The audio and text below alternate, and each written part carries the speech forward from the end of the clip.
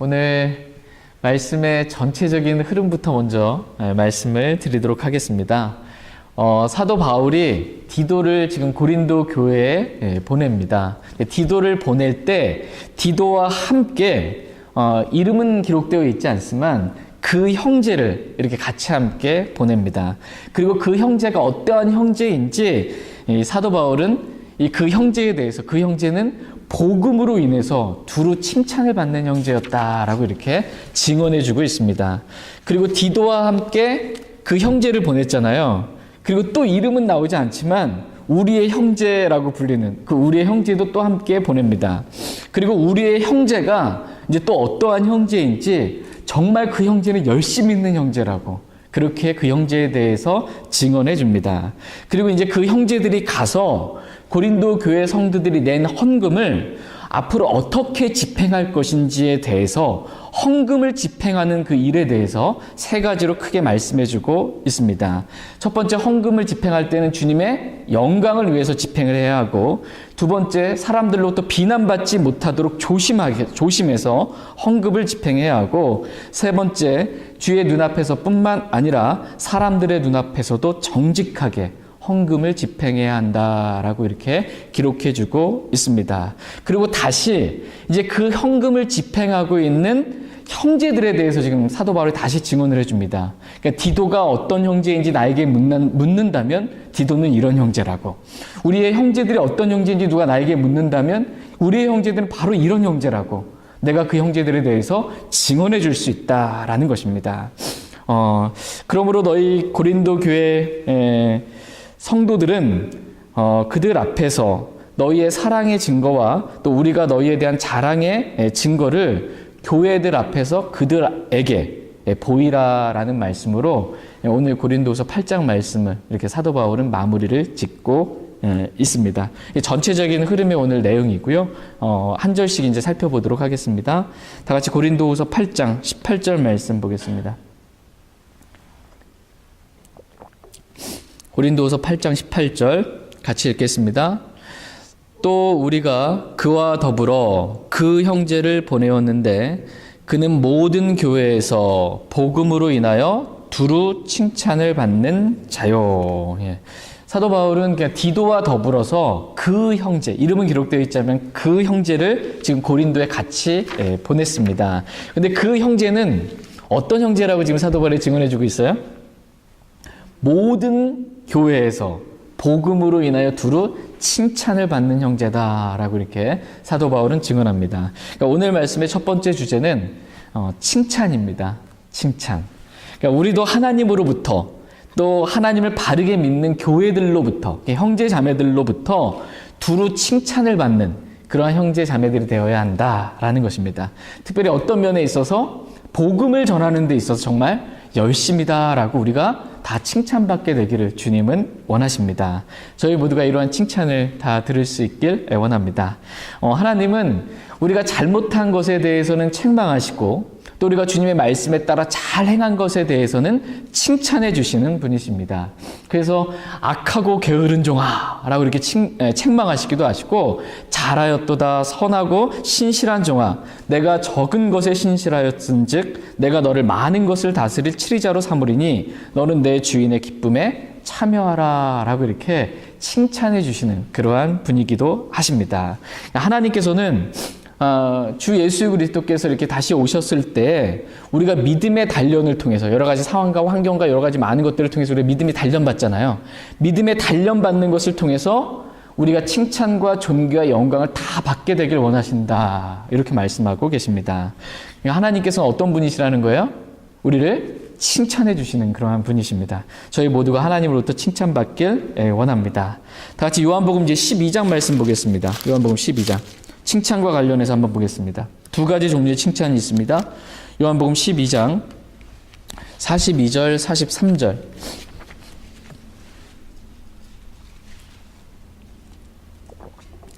요한복음 12장 42절, 43절입니다.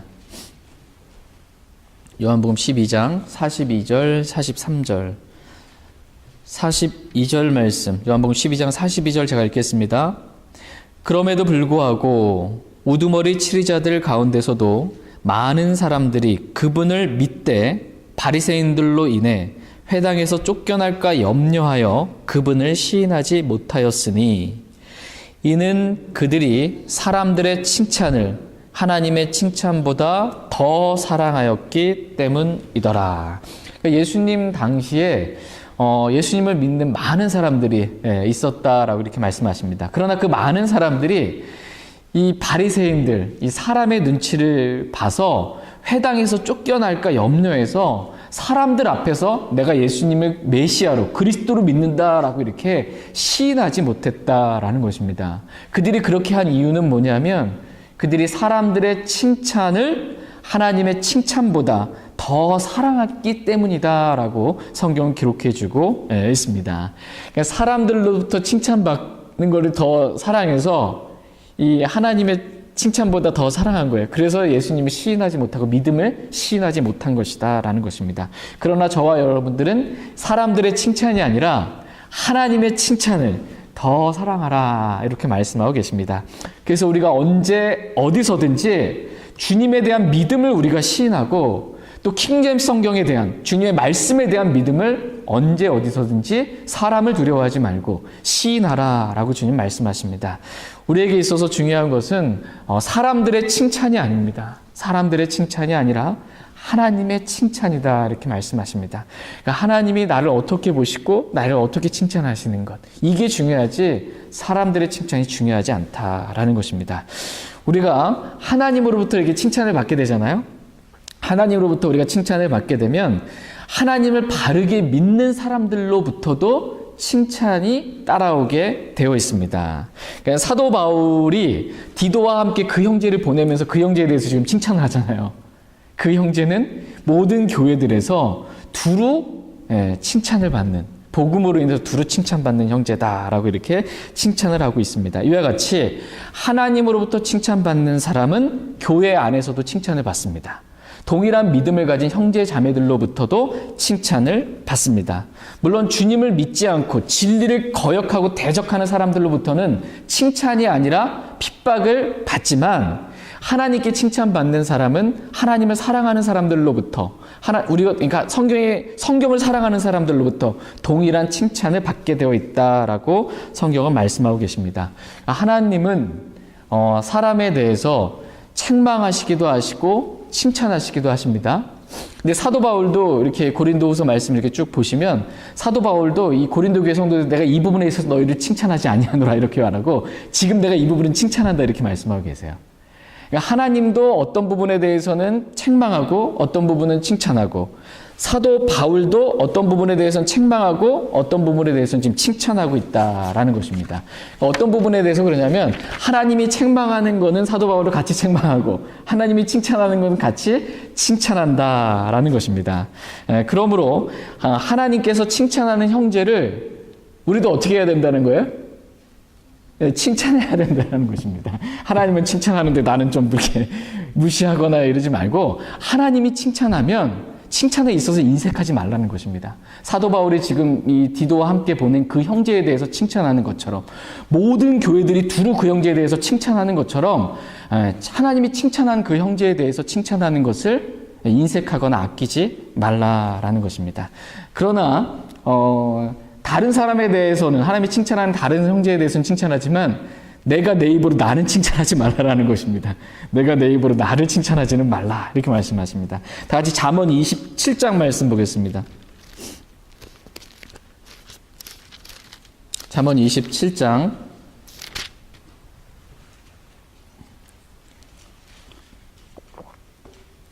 잠언 27장 2절 말씀. 잠언 27장 2절 말씀 보겠습니다. 같이 읽겠습니다. 다른 사람이 너를 칭찬하게 하고 내 입으로는 하지 말며 낯선 자가 너를 칭찬하게 하고 내 입술로는 하지 말지니라. 지금 뭐 하지 말래요?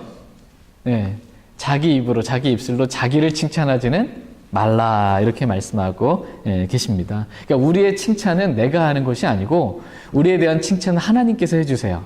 그리고 하나님을 사랑하는 말씀을 사랑하는 형제 자매들이 우리에 대해서 칭찬을 해주니까 내가 내 자신을 칭찬하려고 그렇게 하지 말라 이렇게 말씀하고 계십니다. 그러니까 우리가 해야 될 일은 우리가 내 자신에서가 아니라 다른 사람에 대해서 칭찬하는 것입니다. 다른 사람에 대해서 하나님이 칭찬해주는 그 사람에 대해서 칭찬하는 것. 한국 사람들은 좀 칭찬에 대해서 인색한 면이 있는데 성경을 보면 그렇지 않습니다. 하나님이 칭찬하는 형제에 대해서 같이 동일한 마음으로 주님의 마음으로 칭찬하라 이렇게 말씀하고 계십니다. 그럼 우리가 어떻게 할 때 우리가 칭찬을 받을까요? 간략하게 말씀드리면 첫 번째 디도와 함께 보낸 그 형제가 복음으로 인해 두루 칭찬을 받은 것처럼 우리가 복음을 전하는 일에 열심일 때 우리는 칭찬을 받습니다. 두 번째로 우리가 하나님의 말씀에 따라 신실하게 행하고 순종할 때, 말씀에 순종할 때 우리는 칭찬을 받습니다. 세 번째 우리가 믿음으로 살 때 우리는 칭찬을 받습니다. 믿음을 부인하지 않고, 믿음을 행위로 부인하지 않을 때, 믿음을 부인하지 않고 믿음을 지키고 살아갈 때 우리는 칭찬받습니다. 네 번째로 우리는 서로 사랑할 때 믿지 않는 사람들로부터도 칭찬을 받습니다. 아주 주님을 따르는 진짜 참된 제자의 모습이구나. 서로 사랑하는 걸 통해서 알게 되는 것입니다. 저희 모두가 이렇게 하나님으로부터 또 형제 자매들로부터 칭찬받는, 정말 두루 칭찬받는 그러한 귀한 형제 자매들이 될 수 있길 애원합니다. 계속해서 고린도후서 8장 말씀 보겠습니다. 고린도후서 8장 이제 19절 말씀 보겠습니다.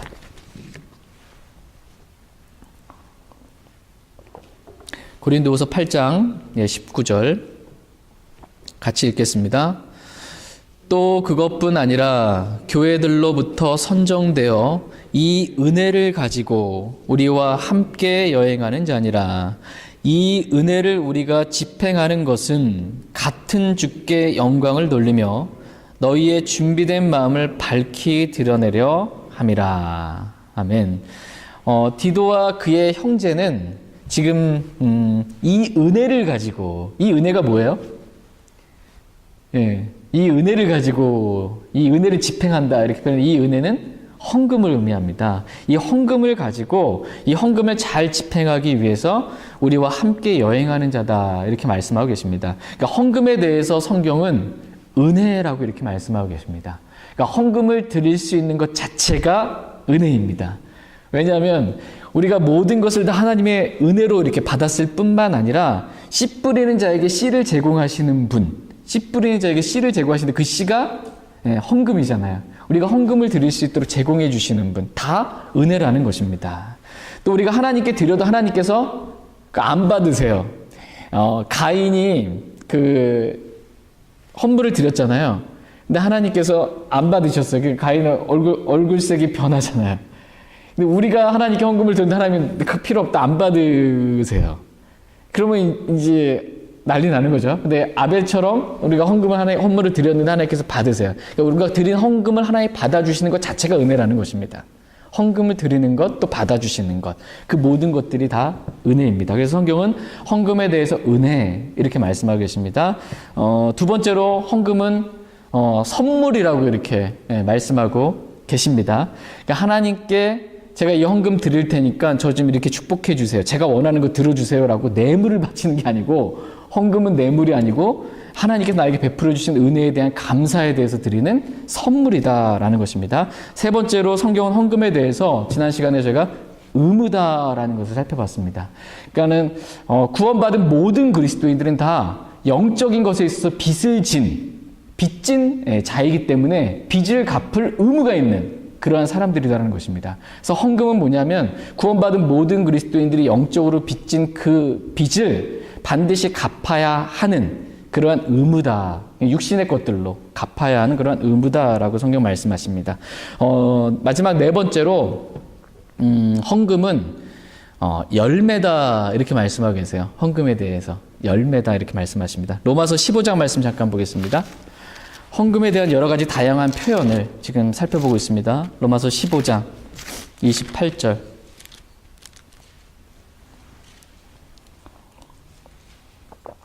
로마서 15장 28절.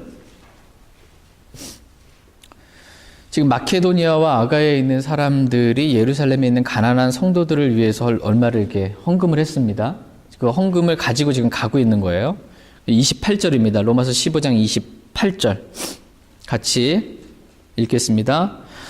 그러므로 내가 이 일을 행하고 이 열매를 봉인하여 그들에게 준 뒤에 너희에게 들러서 스페인으로 가리라. 여기서 내가 이 일을 행하려고 예루살렘에 있는 가난한 성도들에게 이렇게 헌금을 전해주려고 이 열매를 봉인해서 이 열매가 뭐라는 겁니까? 그러니까 헌금입니다. 헌금을 지금 봉인해서 그들에게 전해주려고 한다라는 것입니다. 그러니까 헌금을 가리켜서 열매다 이렇게 지금 성경은 말씀하고 계십니다.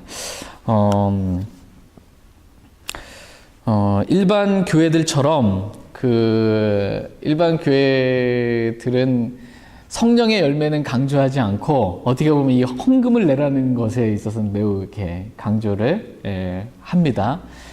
그러나 하나님께서는 성령의 열매를 우리가 맺는 것에 대해서도 반드시 필요하고 또 헌금의 열매를 맺는 것에 있어서도 필요하다. 두 가지가 다 필요하다. 이렇게 주님은 말씀하고 계십니다. 우리는 성경에 말씀하신 대로 두 가지 열매, 이 성령의 열매 또 헌금의 열매도 우리는 맺어야 합니다. 왜냐하면 하나님께서는 우리가 맺은 열매를 통해서 영광을 받으신다라고 말씀해주고 계시기 때문입니다. 다 같이 요한복음 15장 8절 말씀 보겠습니다. 요한복음 15장 8절.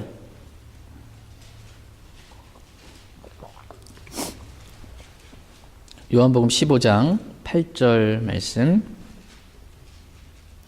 같이 읽겠습니다. 요한복음 15장 8절입니다. 같이 읽겠습니다.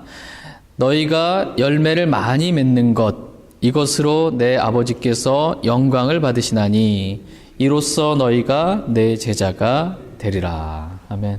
하나님께 영광을 돌리는 방법 가운데 하나가 열매를 많이 맺을 때, 특별히 우리가 성령을 따라서 성령의 열매를 많이 맺으면 진짜 하나님께서 영광을 받으십니다. 그런데 오늘 이제 헌금에 대해서 이렇게 열매라고 말씀하시잖아요. 그러니까 우리가 간과하고 있는 열매의 부분에 있어서 이 헌금의 열매도 주님께서는 원하신다 이렇게 말씀하고 계십니다. 그것이 은혜고 선물이고 의무고 열매다라고 헌금에 대해서 성경은 말씀하십니다. 이렇게 귀한 헌금을 우리가 집행할 때 어떻게 집행해야 하는지 오늘 본문 말씀 크게 세 가지로 이렇게 말씀해 주고 계십니다. 첫 번째가 하나님께 영광을 돌리기 위해 헌금을 집행하라 라는 것입니다. 다 같이 고린도서 8장 19절 말씀 다시 한번 잠깐 보겠습니다. 고린도서 8장 19절 말씀 중반에 보시면 이 은혜를 우리가 집행하는 것은 같은 주께 영광을 돌리며 이렇게 말씀하고 계십니다. 이 은혜, 이 헌금을 집행하게 될 때, 헌금을 사용할 때 하나님께 영광을 돌리는데 사용해야 된다 이렇게 말씀하십니다. 하나님께서는 우리의 헌금이 복음을 전하는 사역자들에게 또 진리를 알리는 사역에 가난한 형제를 돕는 데에 그렇게 사용될 때 영광을 받으십니다. 그러니까 복음과 말씀과 가난한 형제 구제했을 때 주님께서는 그 헌금을 통해서 영광을 받으십니다. 그러니까 우리의 헌금이 이렇게 하나님께 영광을 돌리는데 귀하게 잘 사용될 수 있길 원합니다. 두 번째, 헌금을 집행할 때 비난받지 않게 조심해서 집행해야 된다. 이렇게 성경은 말씀하십니다. 다 같이 고린도후서 8장 20절 말씀 보겠습니다. 고린도후서 8장 20절 같이 읽겠습니다. 우리는 우리가 집행하는 이 풍성한 선물에 대하여 아무도 우리를 비난하지 못하게 하려고 조심하며 우리가 헌금을 집행할 때 이렇게 헌금을 사용하면 내가 만약 우리가 이렇게 헌금을 이렇게 사용하게 되면 혹시나 이게 비난받진 않을까라는 것을 염두에 보고 생각해 보고 조심해서 이 헌금을 사용해야 된다라고 말씀하십니다. 누가 왜 거기다가 그 헌금을 거기다 썼어? 이렇게 비난하지 않도록 조심하라는 것입니다. 비난받지 않도록 헌금을 잘 사용해야 된다라는 것입니다. 다 같이 고린도후서 6장 3절 말씀 보겠습니다. 고린도후서 6장 3절. 어떤 목사님 보니까는 헌금을 카지노에다가 이렇게 썼더라고요. 카지노에다 헌금을 쓰고 주식 투자에다가 쓰고 아들 회사에다가 쓰고 그런 절대 안 됩니다. 헌금을 절대로 그렇게 사용하면 안 됩니다. 고린도후서 6장 3절 말씀. 고린도후서 6장 3절. 같이 읽겠습니다. 이 사역이 비난을 받지 않게 하려고 우리가 어떤 일에서도 실족거리를 주지 아니하며. 예. 우리가 헌금을 집행할 때 비난받지 않도록 어떤 일에서도 다른 사람들에게 실족거리를 주면 안 된다라는 것입니다. 이것을 딱 썼는데 왜 거기에 썼지? 뭔가 의문을 품고 좀 이상하게 마음이 걸림이 있는 그런 식의 헌금을 그런 데에 사용하면 안 된다라는 것입니다. 디도서 2장 8절도 보겠습니다. 디도서 2장 8절. 디도서 2장 8절. 하물며 회사 돈도 다른 데 유용하면 안 되잖아요. 하나님의 이 돈을 다른 데 쓴다는 말할 수가 없는 것입니다. 다른 데 사용할 수가 없습니다. 디도서 2장 8절. 같이 디도서 2장 8절 같이 읽겠습니다. 비난받을 수 없는 건전한 말을 하라. 이것은 반대편에 속한 자가 너희에 대하여 나쁘게 말할 것이 없으므로 부끄러움을 당하게 하려 함이라. 그러니까 우리의 말에 있어서도 어떻게 해야 된대요? 비난받을 말을 하지 말라는 것입니다. 그러니까 좀 그리스도인으로 합당치 않은 말 있잖아요. 거친 말이라든지 속된 말이라든지 음란한 말이라든지 이런 말을 하게 되면 뭐 반대편에 있는 사람은 잘 잡았죠 뭐. 이렇게 책 잡히지 않도록 비난받을 수 없는 그러한 말들, 건전한 말을 하라 이렇게 말씀하겠어요. 우리의 말도 그래야 하는데 하나님께 드려진, 하나님께 바쳐진 헌금도 비난받을 곳이 없게 이렇게 사용되어져야 한다라는 것입니다. 건전하게 이 헌금이 쓰여야 한다라고 이렇게 말씀하고 계십니다. 그래야 반대편에 속한 사람들이 왜 거기다 헌금을 썼는데 라고 책 잡고 싶었는데도 뭐 다 필요한 곳에 이렇게 주님의 영광을 위하여 이렇게 잘 쓰였으니까 뭐라고 책 잡을 수 없을 만큼 비난받지 못할 만큼 그렇게 조심스럽게 헌금을 잘 집행해야 된다라는 것입니다. 세 번째로 우리가 헌금을 집행할 때 정직하게 헌금을 사용하라라는 것입니다. 정직하게. 다 같이 고린도후서 8장 21절 말씀 보겠습니다. 고린도후서 8장 21절.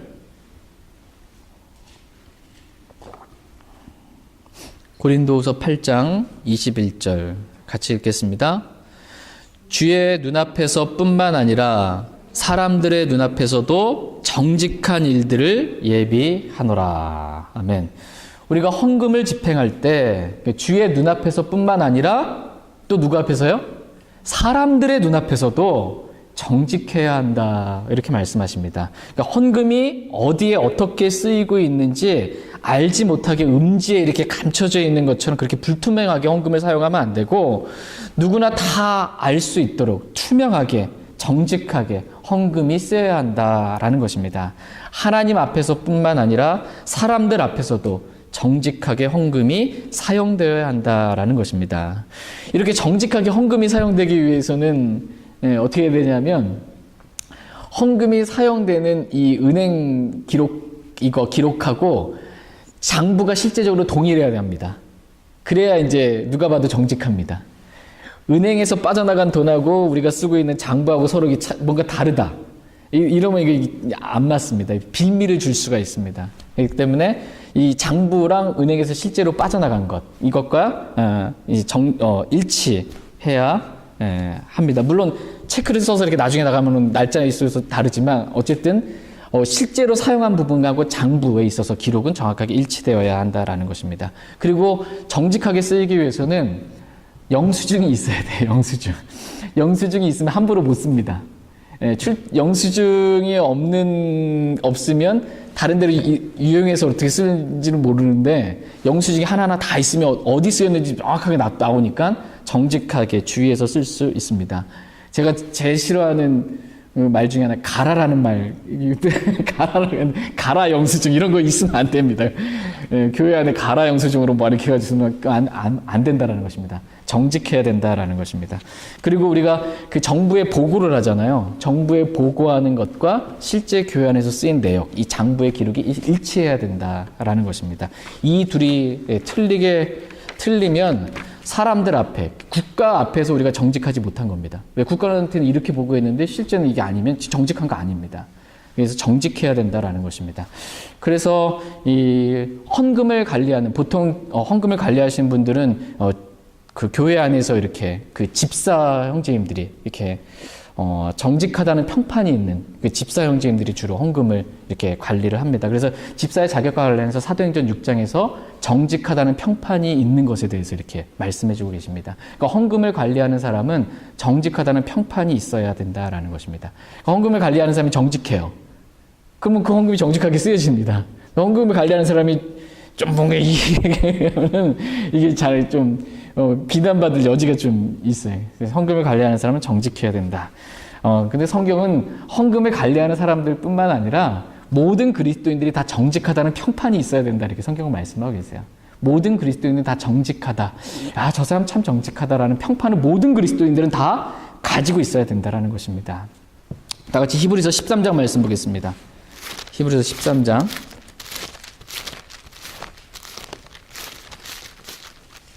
히브리서 13장 18절 말씀.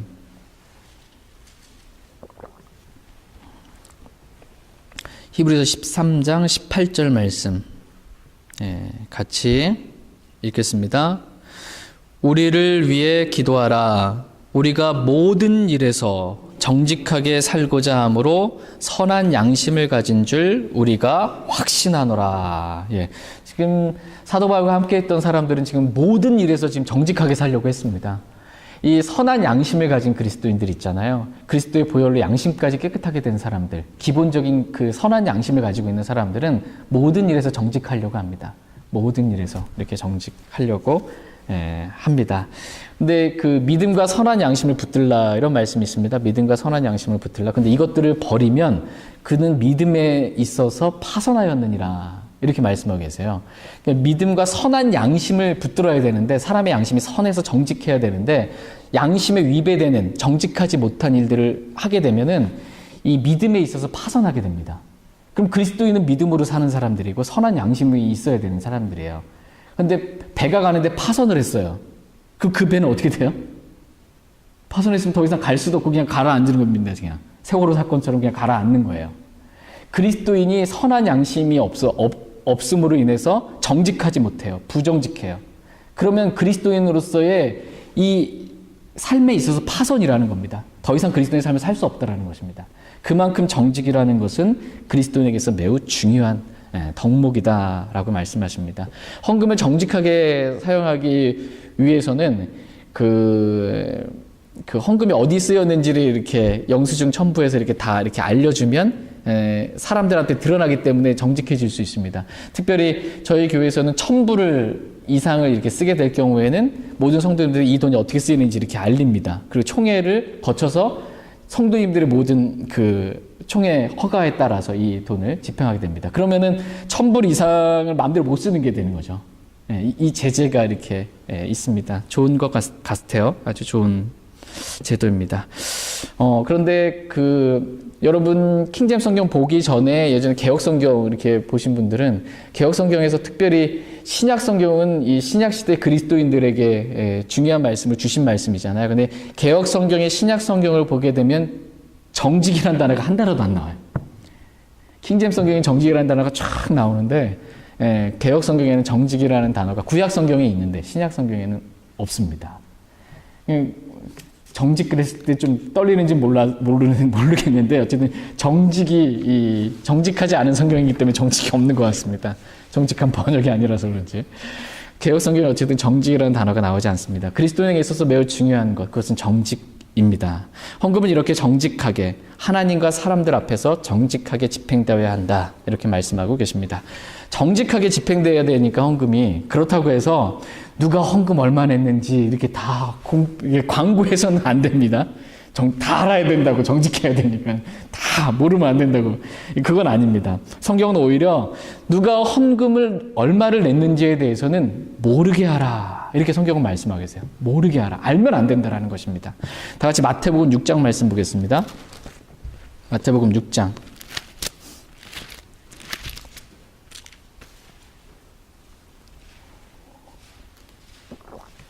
마태복음 6장 1절 말씀. 우리가 헌금에 대해서 어떻게 해야 하는지에 대해서 성경 자세하게 기록되어 주고 있습니다. 마태복음 6장 1절 같이 읽겠습니다. 너희는 사람들에게 보이려고 그들 앞에서 구제하지 아니하도록 주의하라. 그렇지 않으면 하늘에 계신 너희 아버지께 너희가 보상을 받지 못하느니라. 아멘. 너희가 누군가가 이렇게 구제를 할 때 지금 고린도 교회 성도들이 예루살렘에 있는 가난한 성도들에게 구제 헌금을 내는 것처럼 이렇게 헌금을 낼 때 사람들에게 보이려고 하지 말라. 이렇게 성경은 말씀하고 계세요. 사람들에게 보이려고 헌금을 하지 말라라는 것입니다. 만약 사람들에게 보이려고 이렇게 하게 되면 하나님께서 주실 보상이 없다. 이렇게 말씀하고 계세요. 왜? 사람들로부터 영광 받았으니까 하나님은 보상 안 해주시겠다는 겁니다. 그 부분에 있어서는. 헌금을 낼 때 오른손이 하는 것을 내 왼손이 모르게 하라. 이렇게 성경 말씀하세요. 마태복음 6장 3절 4절 말씀 보겠습니다. 6장 3절 4절. 3절 제가 읽겠습니다. 오직 너는 구제할 때 내 오른손이 하는 것을 내 왼손이 모르게 하여 너의 구제하는 일이 은밀한 가운데 이루어지게 하라. 그리하면 은밀한 가운데 보시는 내 아버지께서 친히 내게 드러나게 갚아 주시리라. 그러니까 헌금을 집행하는 데 있어서는 누구나 다 알 수 있도록 정직하고 투명하게 이렇게 집행되어야 하지만 누가 헌금을 얼마만큼 냈는지에 대해서는 드러나지 않게, 모르게, 은밀하게 하라. 이렇게 성경은 말씀하고 계십니다. 그러니까 내 오른손이 헌금을 내는데 내 왼손이 모르게 하라고 이렇게 성경은 말씀하고 계세요. 그만큼 누가 얼마를 냈는지에 대해서 모르라는 것입니다. 모르고 은밀하게 헌금을 하라는 것입니다. 광고하지 말라는 것입니다. 그러니까 교회는 그리스도의 몸이에요. 그리스도의 몸은 여러 지체들로 이루어져 있죠. 그 지체들은 성도들이잖아요. 그러니까 오른손이라는 지체가 헌금을 내는데 왼손이라는 지체가 모르게 하라는 겁니다. 오른손이라는 지체가 내는데 왼손이라는 지체가 모르게 하라는 거예요. 서로 알지 말라라는 것입니다. 누가 얼마를 냈는지가 하나님만 아시면 됩니다. 서로 알지 말라는 것입니다. 근데 제가 예전에 이제 장로교회 다녔을 때에도 주일날 되면은 이번 주에 누가 감사헌금 얼마 드렸고 11조 누가 얼마 드렸고 이렇게 광고합니다. 다 시간상 못하면은 어떻게 해요? 큰 돈은 광고를 하지만 강대상에서 목사님이 작은 돈은 어떻게 해요? 주보에다가 싣습니다. 주보에다가 이렇게 다 기록을 해요. 그게 다 뭐라는 거예요? 비성경적이라는 겁니다. 그거 하지 말라라는 것입니다. 오른손이라는 지체가 한 걸 다른 지체가 모르게 하라는 것입니다. 그렇게 그런 교회에서 헌금을 내가 얼마 냈는지 이렇게 사람들에게 보이려고 하는 그런 교회에서 낸 헌금은 마태복음 6장 1절 말씀에 의하면 하나님께서는 그 사람에게 줄 보상이 없다 이렇게 말씀하고 계세요. 헌금 아무리 냈어도 사람들에게 보이려고 그렇게 광고해서 이렇게 든 건 하나님께서 보상해 주지 아니하신다 이렇게 말씀하고 계십니다. 그러므로 헌금을 계수하고 관리하시는 분들은 그 헌금을 계수하고 가시는 분들은 이렇게 기록할 수밖에 없잖아요. 정직하게 해야 되니까 기록할 수밖에 없습니다. 그런데 그 사람이 헌금을 내신 그분이 보상을 받을 수 있도록 하나님부터 보상을 받을 수 있도록 다른 지체들에게 절대로 알리면 안 됩니다. 그러니까 헌금을 계수하시는 두 분만 이렇게 헌금에 대해서 사람들 앞에 정직하게 해야 되기 때문에 장부로 기록하고 그분이 한 해 동안 얼마만큼 도네이션 헌금을 냈는지 국가에 제출해야 되기 때문에 그 장부 기록과 일치하는 금액을 그대로 국가에 제출할 수 있도록 하기 위해서 이렇게 정직하게 투명하게 이렇게 기록하지만 헌금 개수가 다 끝난 다음에는 어떻게 해야 돼요? 잊어버려야 돼. 오른손이 한 거 왼손이 몰라야 돼. 잊어버려야 돼. 누가 헌금 요즘 많이 했나 이렇게 기억하면 안 되고 몰라야 된다라는 거예요. 나도 몰라야 되고 잊어버려야 돼. 금방 잊어버리고 집에 가서 아내한테도 얘기하지 말고 아무한테도 얘기하면 안 됩니다. 몰라야 된다. 헌금 그렇게 관리돼야 된다라고 성경은 말씀하십니다. 다 같이 고린도후서 8장 말씀으로 다시 돌아와서 고린도후서 8장 22절 말씀 보겠습니다. 저희 교회 형제님들 너무 잘 신실하게 관리하고 계셔서 주님께 감사드립니다. 고린도후서 8장 22절 같이 읽겠습니다. 또 우리가 그들과 함께 우리의 형제를 보내었는데 우리가 많은 일에서 그의 열심을 여러 번 입증하였거니와 내가 너희를 크게 신뢰함으로 그가 이제 더욱 열심이니라. 그러니까 사도 바울은 지금 디도를 보냈잖아요. 그리고 그 형제도 같이 보냈잖아요. 그리고 또 우리의 형제를 지금 또 보낸 것입니다. 고린도에 같이 이렇게 보냈습니다. 동역이 필요한 겁니다. 한 사람이 뭔가를 하는 게 아니고 서로 형제가 동역해서 주님의 일들을 감당합니다. 그러면서 우리의 형제를 보냈는데 그 우리의 형제에 대해서 그 형제가 어떤 형제인지 지금 또 사도 바울이 그 형제에 대해서 지금 증언해주고 있습니다. 뭐라고 증언해주고 있냐면 우리가 많은 일에서 그의 열심을 여러 번 입증하였고 그가 이제 더욱 열심이다 라고 그 형제에 대해서 지금 간증해주고 증언해주고 있습니다. 한마디로 지금 그 형제는 진짜 열심히 있는 형제다 라고 이렇게 사도 바울이 증언하고 있습니다. 그러니까 주님을 섬기는 데 있어서 주님의 일을 하는 데 있어서 교회 일에 있어서 정말 열심인 형제다 라고 사도 바울이 그 형제에 대해서 증언해주고 있는 것입니다.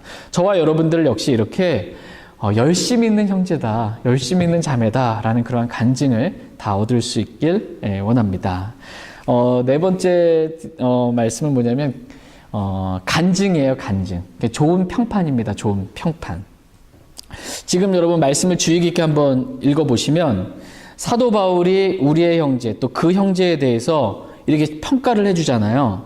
근데 그 평가해 준 말씀이 지금 뭘로 기록되어 있어요? 사도 바울의 평가가? 성경으로 기록되어 있습니다. 지금 사도 바울이 그 형제에 대해서 내린 평가, 이 형제는 그런 형제야 라고 내린 평가가 지금 성경으로 기록되어 있습니다. 이 성경은 하나님의 영감으로 기록되어 있죠. 하나님도 인정하는 거예요. 그 형제에 대해서 사도 바울이 내린 평가를 그대로 하나님이 인정해주고 있다라는 것입니다. 사도 바울이 어떤 형제에 대해서 뭐라고 평가하는지가, 즉 교회가 형제 자매들이 그 형제에 대해서 뭐라고 평가하는지가 곧 하나님의 평가라는 것입니다. 교회의 평가, 형제 자매들의 평가가 하나님의 평가라는 것입니다. 그렇기 때문에 이 좋은 평판, 즉 간증을 얻는 것, 이것이 매우 그리스도인에게 있어서는 중요합니다. 저 형제는 주님을 섬기는 일에 있어서 열심히 형제야 라는 그러한 간증을 형제 자매들로부터 교회 안에서 얻는 것, 이게 중요하다라는 것입니다. 다 같이 고린도후서 8장 23절 말씀 보겠습니다. 23절 같이 읽겠습니다. 디도에 대하여 누가 묻는다면 그는 나의 동반자요 너희를 위한 동료 협력자며 또 우리 형제들에 대하여 묻는다면 그들은 교회들의 사자들이요 그리스도의 영광이니라. 아멘. 누군가가 나에게 디도에 대해서 묻는다면 디도는 나의 동반자요. 마치 인생의 동반자, 그렇죠? 주님의 사역을 하는 데 있어 나의 동반자요. 너희를 위한 동료 협력자다라고 내가 디도에 대해서 자신 있게 내가 증언해 줄 수 있다라는 것입니다. 그러니까 디도에 대한 사도 바울의 평가가 이렇다라는 것입니다.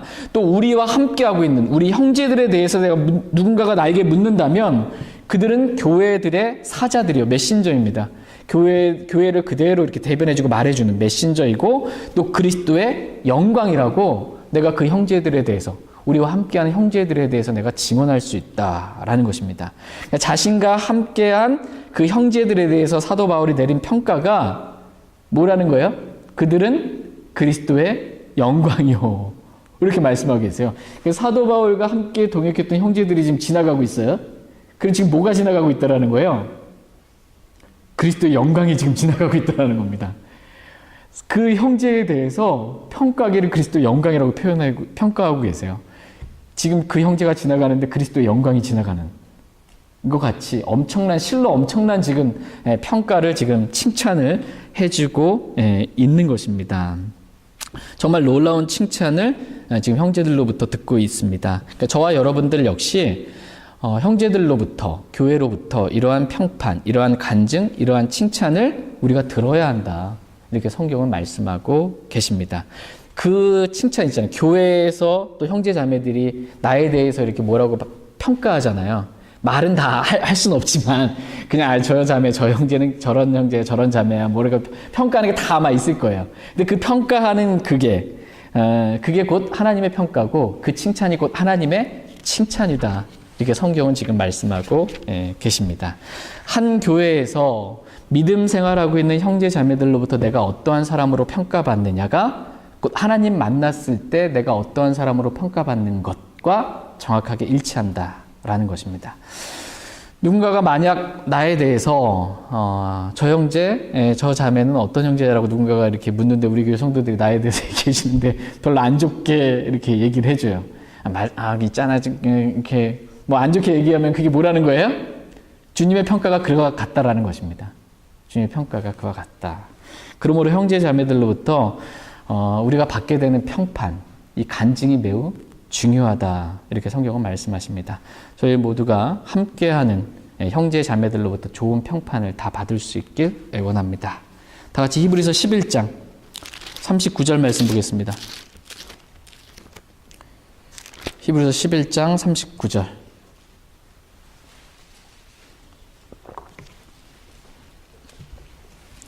히브리서 11장 39절 말씀 보겠습니다. 히브리서 11장 39절 같이 읽겠습니다. 이들은 다 믿음을 통해 좋은 평판을 얻었으되 약속하신 것을 받지는 못하였으니. 예. 그래서 저희가 히브리서 11장 믿음장입니다. 이 믿음장에는 구약 성도들의 수많은 이 기록이 기록되어 있습니다. 구약 성도들의. 그래서 이 구약 성도들이 믿음으로 지금 뭘 받았다고 말씀하세요? 믿음을 통해 좋은 평판을 받았다. 이렇게 말씀하고 계십니다. 그러나 구약 성도들은 아직 하나님으로부터 약속하신 것은 받지 못했어요. 여기서 약속하신 것은 뭐냐면 성령님이십니다. 약속하신 성령은 구약 성도들은 받지 못했습니다. 그러나 신약 성도들인 저와 여러분들은 약속하신 성령도 우리는 받았습니다. 하나님부터 성령을 받았고 우리가 이제 믿음으로 우리가 성령을 따라 살게 되면 우리는 형제자매들로부터 믿음을 통해 좋은 평판을 받을 수 있다라고 이렇게 말씀하고 계십니다. 우리가 형제자매들로부터 좋은 평판을 받기 위해서 필요한 것은 믿음이에요. 믿음을 다른 말로 표현하면 말씀대로예요. 하나님이 내게 말씀하신 대로 그대로 사는 게 믿음입니다. 이게. 그래서 말씀대로 살 때 우리는 형제 자매들부터 좋은 평판을 받습니다. 또 성령을 따라 살 때 좋은 평판을 받습니다. 근데 우리가 말씀대로 안 살고 육신을 따라 살아요. 그럼 우리 형제 자매들로부터 어떤 평판 받아요? 나쁜 평판 받아요. 자꾸 육신적인 형제라고 아주 나쁜 평판을 받습니다. 그러나 저희 모두가 믿음으로 말씀에 따라 순종하면서 성령을 따라 삶으로 말미암아 좋은 평판을 저희 모두가 다 받을 수 있게 되길 원합니다. 저는 뭐 형제 자매들이 저한테 뭐라고 그러든 저는 상관없어요. 하나님이 저한테 평가하는 게 중요하니까. 이렇게 하고 형제 자매들의 평판을 무시하지 말라고 이렇게 성경은 말씀하고 계세요. 무시하지 말라고. 교회의 평판을 무시하지 말라. 함께 믿음 생활한 형제 자매들의 평판을 무시하지 말라 이렇게 말씀하십니다. 그래서 마지막 말씀이 이 말씀으로 끝나요. 고린도후서 8장 말씀이 사도 바울이 고린도 성도들에게 고린도후서 8장 마지막 절에서 그 무시하지 말라고. 교회의 평판, 형제 자매들의 평판 무시하지 말라고. 이 말씀으로 끝납니다. 다 같이 고린도후서 8장 24절 말씀 읽고 오늘 말씀 마치겠습니다. 고린도후서 8장 24절 같이 읽겠습니다. 그러므로 너희는 너희의 사랑의 증거와 너희에 대한 우리의 자랑의 증거를 교회들 앞에서 그들에게 보이라. 여기서 중요한 말씀은 뭐냐면 교회들 앞에서 우리 지역교회뿐만 아니라 다른 독립침례교 지역교회들 앞에서 교회들 앞에서 그들에게 형제들에게 디도와 그 형제와 우리 형제 그들에게 있어서 그들이 갈 테니까 고린도교회 너희들이 교회들 앞에서 그들에게 보이라는 겁니다. 이게 보이는 게 중요하다는 겁니다. 하나님께만 보이는 게 아니고 교회들 앞에 보이는 거예요. 간증으로 보이는 것입니다. 그 형제들에게 보이는 것입니다. 뭘 보이냐면 너희의 사랑의 증거와 우리의 자랑의 증거를 교회들 앞에서 그들에게 그 형제들에게 보이라라는 것입니다. 그러니까 너희가 하나님을 정말 사랑하는지 그 사랑의 증거 또 이 예루살렘에 있는 가난한 성도들 하나님에게서 난 형제들을 너희가 사랑하고 있는지 그 사랑의 증거를 교회들 앞에서 그 형제들에게 보이라는 것입니다. 그리고 우리의 자랑을 교회들 앞에서 그들에게 보이라는 것입니다. 그러니까 사도 바울은 고린도 교회 성도들에 대해서 자랑했어요.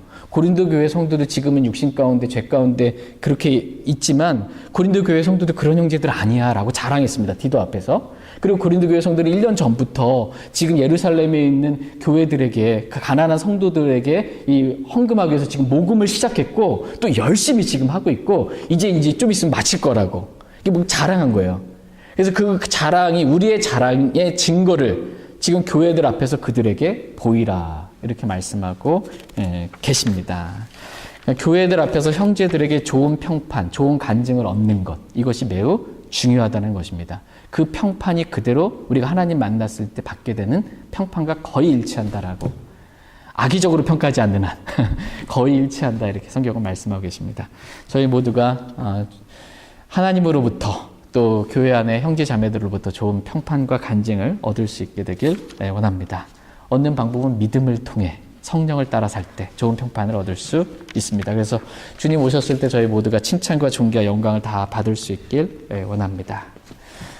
오늘 들으신 말씀 기억하시고 개인적으로 주님 앞에 나아가 잠시 기도하는 시간 갖도록 하겠습니다.